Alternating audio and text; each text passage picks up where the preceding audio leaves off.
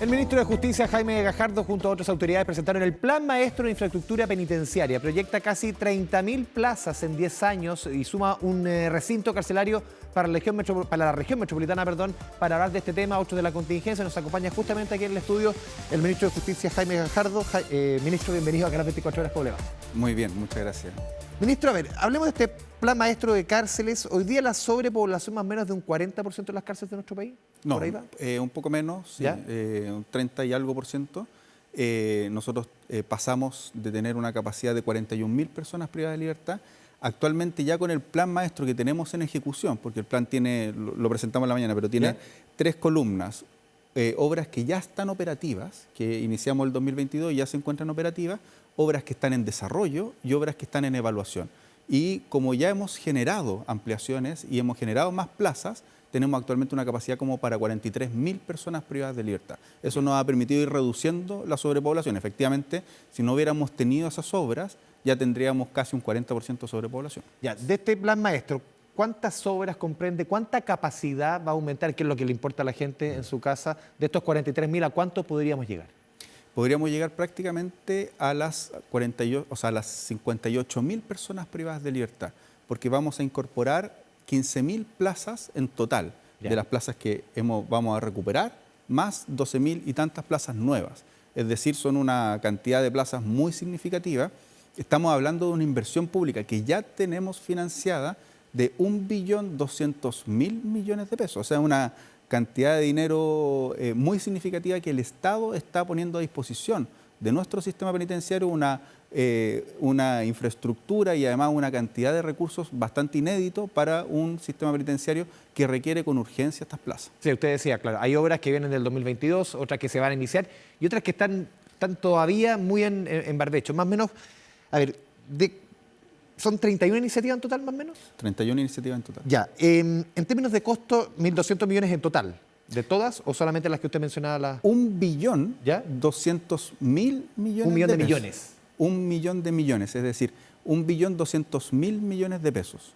Ese es como el orden de magnitud de lo que esto significa. ¿Algo que nunca se ha hecho en la historia de nuestro país en materia penitenciaria? Esta cantidad de inversión efectivamente es inédita, ¿ya? ¿Qué significa esto? Que son 14 proyectos que ya tenemos en desarrollo, ¿ya? Son proyectos que implican la ampliación de establecimientos penitenciarios, la construcción de 2 nuevas cárceles que se encuentran en licitación, la cárcel de Calama y la cárcel de El Arenal en Copiapó, la habilitación del complejo penitenciario, del nuevo complejo penitenciario en Talca con 2.320 plazas que vamos en los pocos días más inaugurar y poner a disposición ya la implementación de ese nuevo recinto, pero además son ampliaciones en prácticamente todas las regiones del país. Vamos a ampliar la cárcel de Alto Hospicio, vamos a ampliar la cárcel de Antofagasta, vamos a ampliar la cárcel de La Serena, vamos a ampliar la cárcel de Rancagua, vamos a generar la ampliación de Santiago 1, ¿ya? Con 1.600 plazas. Hace rato. Vamos a generar la ampliación también de Puerto Montt y de Valdivia. Es decir, tenemos un plan que prácticamente realiza ampliaciones en todos los establecimientos penitenciarios más relevantes que tenemos a lo largo del país y que lo que busca es que tengamos un sistema penitenciario sin sobrepoblación. ¿Y por qué es tan relevante que tengamos un sistema penitenciario sin sobrepoblación? Porque eso nos permite segmentar de mejor manera a las personas privadas de libertad, que no se nos genere contaminación criminógena, como dicen los especialistas, y por sobre todo tener un sistema penitenciario seguro, cosa de entregarle a la ciudadanía un sistema penitenciario que no tenga problemas de control en su gestión. O sea, dentro de estas 31 horas son solamente 2 cárceles nuevas, la de Calama y la de Copiapó.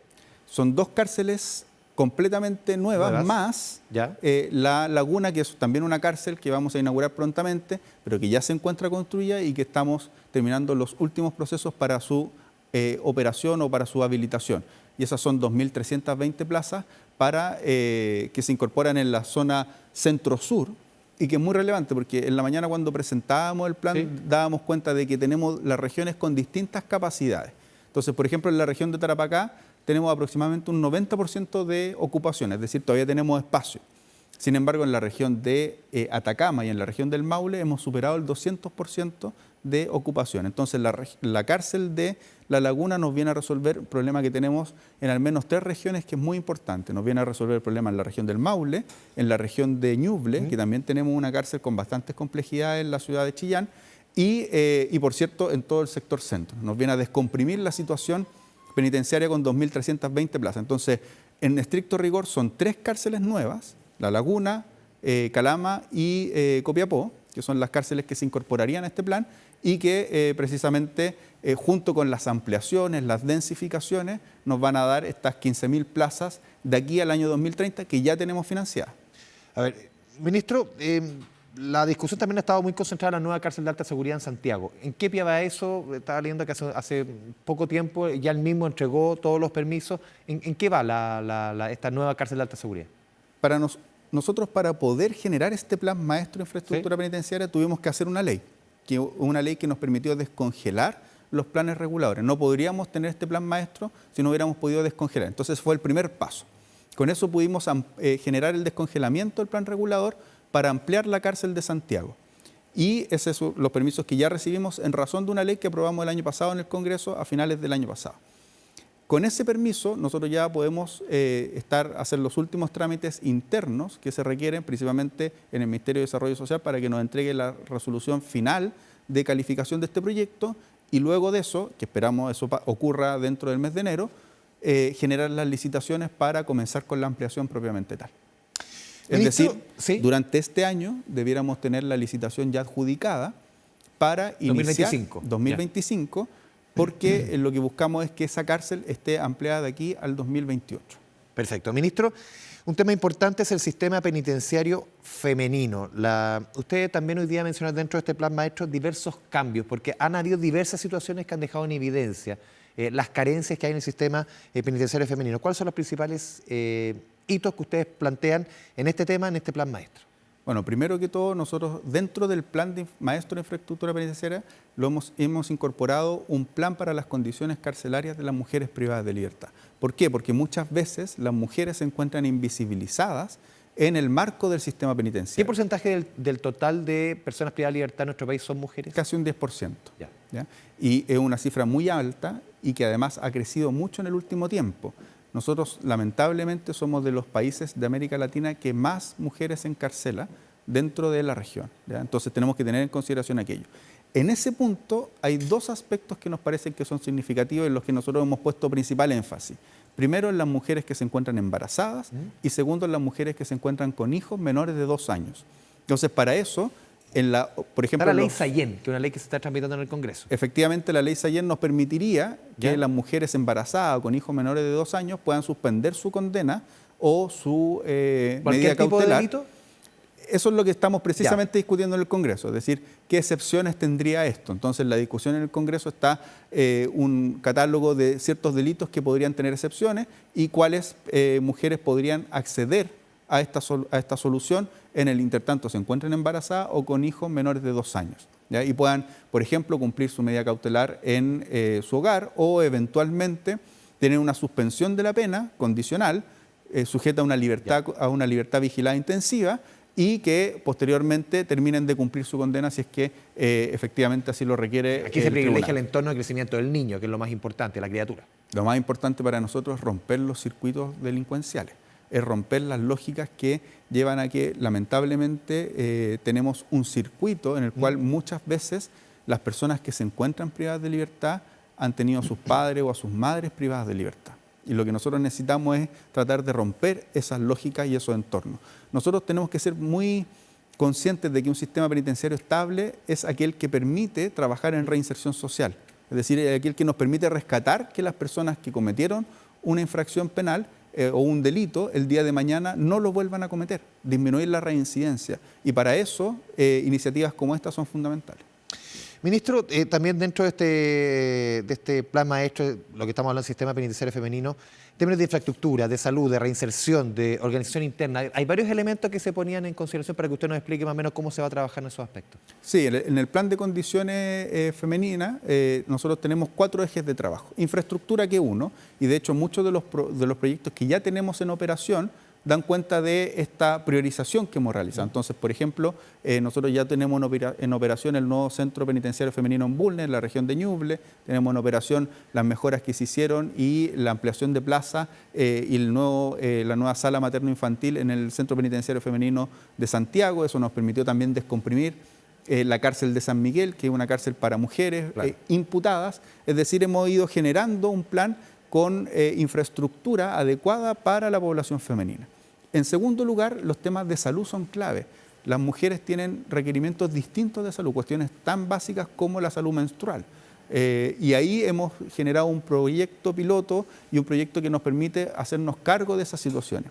Y en tercer lugar, o sea, en tercer y cuarto lugar, aspectos vinculados con la reinserción, es decir, que los oficios y las capacitaciones que se realizan al interior de los establecimientos penitenciarios tengan pertinencia para la población femenina, es decir, se les enseñen oficios vinculados con las posibilidades de reinserción laboral para las mujeres. Eso, aunque parezca obvio, no se hacía. Entonces, se les enseñaban muchas veces oficios que, como el 90% de la población es masculina. Hombre, se hace copiar-pegar. Exacto. Entonces, ahí hemos puesto un foco también de atención, cosa de que en materias de programas de reinserción, los programas de reinserción sean pertinentes. Y lo mismo en materia de régimen interno, las sanciones. Por poner un ejemplo, nosotros tenemos un reglamento de establecimientos penitenciarios con sanciones para hombres y mujeres. Sin embargo, tenemos antecedentes y evidencia de que las mujeres tienen un comportamiento que es mucho mejor y más seguro en los establecimientos penitenciarios. Cometen menos hechos de violencia, están involucrados en menos riña, ingresan menos elementos prohibidos. Y por lo mismo tiene sentido que las sanciones, que son muy drásticas, tengan una cierta variación en el caso de las mujeres, con el objeto de tener un sistema penitenciario que haga estas diferencias. Solo un ejemplo respecto a eso. Una de las primeras sanciones para alguien que comete una infracción al régimen interno, una de las primeras sanciones es perder las visitas. En el caso de las mujeres eso implica perder el vínculo familiar, directamente. A las mujeres las visitan menos en la cárcel. Y si nosotros además... ¿Visitan menos que los hombres? Las visitan mucho menos, porque además las personas que visitan en la cárcel son mujeres. Es decir, quien va a ver a el hombre privado de libertad es su mamá, su hermana, su señora, ¿ya? Su pareja. Entonces a las mujeres las visitan menos. Entonces una pérdida de visitas es una sanción muy drástica, podrían haber otras, ¿ya? Entonces esas adecuaciones lo que busca es ver el plan de condiciones penitenciarias. Ministro, para mujeres. No sé si sea prioridad, pero uno de los temas que se discutió, yo recuerdo con el caso Audio, fue si es que se podía levantar una suerte de capitán llave, pero para mujeres, en el fondo, que puedan cumplir ciertas personas con ciertas características, obviamente con cierto rango o denominación social, como se le quiera poner, cumplir prisión preventiva en recintos especiales, como es Capitán Llave, donde está Monsalve, donde están toda la gente de Factop, todo, lo conocemos de sobra. ¿Está eso en carpeta? Nosotros lo hemos estado evaluando. ¿Ya? ¿Y por qué digo lo hemos estado evaluando? Porque esto se da y esta discusión se generó en términos públicos en razón de, por así decirlo, el primer caso de connotación pública que tenemos en cuanto a la prisión preventiva de Leonardo Villalobos, efectivamente. Antes de eso, nosotros, como venimos trabajando en este plan de condiciones carcelarias desde el año 2022, que lo presentamos públicamente durante el año 2023, nosotros pusimos el acento en las mujeres privadas de libertad embarazadas o con hijos menores de 2 años. Y no fue algo antojadizo, sino que fue precisamente por la situación, pero entre otras cosas también... Se prioriza en el fondo. Se priorizó, y entre otras cosas también porque teníamos sentencias de la Corte Suprema que nos decían ponga el ojo acá. Teníamos una situación muy compleja con la sala materno-infantil en la cárcel de San Miguel, y nos decían, este es un problema. El tema de derechos humanos. En tema de derechos humanos. Entonces, nosotros priorizamos aquello y ordenamos toda la inversión pública y ordenamos la infraestructura y ordenamos las acciones en razón de eso. Lo del caso de Leonardo Villalobos fue a mediados de este año, si mal no me equivoco, es algo que hemos recibido principalmente en razón de la discusión pública, pero por ahora tampoco tenemos antecedentes de más casos. Ya. Uno podría sugerir, por ejemplo, Katy Barriga. Claro, no es propiamente tal un caso de delito económico, es un caso de delito funcionario. No, porque muchas veces ha llevado, por ejemplo, el caso Monsalve, no es un caso económico, pero está, por eso de alta connotación le hago el alcance, porque puede ser una persona, claro, que no tenga que ver con cuestiones económicas, pero se puede dar. Claro, efectivamente nosotros lo estamos evaluando, no es algo que hayamos descartado, lo que sí hemos priorizado por las condiciones de las mujeres privadas de libertad embarazadas o con hijos menores de 2 años. Ministro, para ir cerrando el tema de las cárceles y volviendo al tema de la cárcel de alta seguridad, ¿usted se ha reunido o se va a reunir con el alcalde de Santiago, nuevo alcalde de Santiago? Tuvimos una reunión, yo creo que hace 1 semana y media, algo así, hace poco tiempo, que fue una muy buena reunión, él me señaló que efectivamente van a ejercer acciones judiciales, uno lo entiende perfectamente. Es esperable, lo dijo también la ex alcaldesa. Es parte de su función, que es representar los intereses de sus vecinos. Sin embargo, y esto me parece muy positivo, me señaló que comenzáramos a trabajar inmediatamente en las mitigaciones posibles que se dieran en razón de la casa. ¿Qué tipo de mitigaciones se pueden trabajar con el entorno? Bueno, ahí quedamos de tener una segunda reunión, ya, que quizás la concretamos esta semana o va a ser la próxima semana, si no la logramos concretar esta, por razones de agenda principalmente. Puede ser rebaja de contribuciones, beneficios del sector, no sé. Y en lo que quedamos es que en esta segunda reunión, él, como alcalde, nos va a plantear qué posibles medidas de mitigación está viendo. Conversamos muy preliminarmente la posibilidad de instalar, por ejemplo, una comisaría ahí mismo. Perfecto. ¿Ya? Pero muy preliminarmente. Entonces, tiene que ver muchas veces con las visitas. Por ejemplo, las visitas, ver alguna solución para que las visitas no esperen en la calle o todo el comercio que se genera en el entorno. Pero, como le digo, en el fondo quedamos de tener una reunión o esta semana o la próxima, y lo importante es que, más allá de lo que resuelva la justicia, estamos trabajando desde ya en ver las mitigaciones. Me parece que en ese sentido es la manera de trabajar con el alcalde y tuvimos una reunión que fue muy, muy, muy buena. Ministro, lo quiero llevar a otro tema, este problema que ha habido con la visa Viber y el nuevo pasaporte chileno. ¿Cómo han avanzado? ¿Cuándo se podría resolver esto? Bueno, primero que todo, hacer dos clarificaciones. El nuevo pasaporte, en estricto rigor, no tiene un inconveniente con la visa Viber, ¿ya? Lo que hay es un problema con el formulario electrónico para postular a la visa Viber, ¿ya? En segundo lugar, lo que nosotros le hemos dicho, y esto es muy importante que la ciudadanía lo sepa, que las personas que tienen su pasaporte actual, en el fondo el pasaporte que estaba vigente hasta el 16 de diciembre del año pasado, no tienen ningún inconveniente para la realización del formulario, ¿ya? Electrónico que está disponible para la visa. Los temas son los que... Ningún problema. Y que no es necesario, si el pasaporte está vigente, que lo renueven.